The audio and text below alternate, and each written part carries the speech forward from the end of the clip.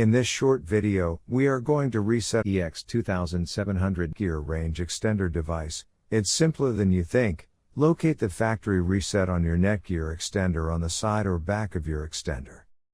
Take a small pin and press in that hole and you will notice that the LED lights on the extender begin to change. The extender will power off and it can take a few minutes to boot up again.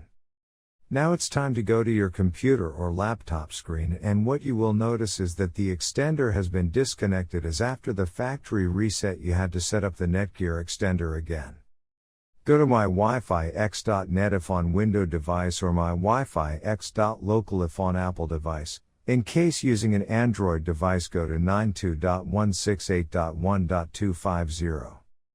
A screen appears in front of you, and now click on the new extender setup that leads you to a new page, where you will need to create a new account in order to install your extender, and this page is called the Netgear Genie Smart Wizard. Now fill in all the necessary details such as a valid email address, password. Before heading ahead into the video, in case you are facing any issue with your Netgear Range Extender device, get in touch with our Netgear experts. And once you are done, click on the next button. Now you had two choices, as you can either set up your range extender device as a range extender or as an access point. We are going to click on the range extender, and then it will scan for the available networks and give you a list of all the networks available. Click on the network that you wish to extend.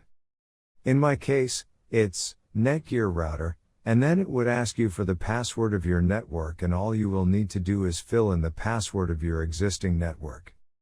And click on the next. In case if the Wi-Fi password that you just typed in is correct, then your extender will establish a connection between your extender and router. It also allows you to use a different password or use the same password or none at all. If you choose none at all, then anyone will be able to connect with your Netgear extender. I am gonna choose a new password. My Wi-Fi extender name is Paul's. You can choose any you like.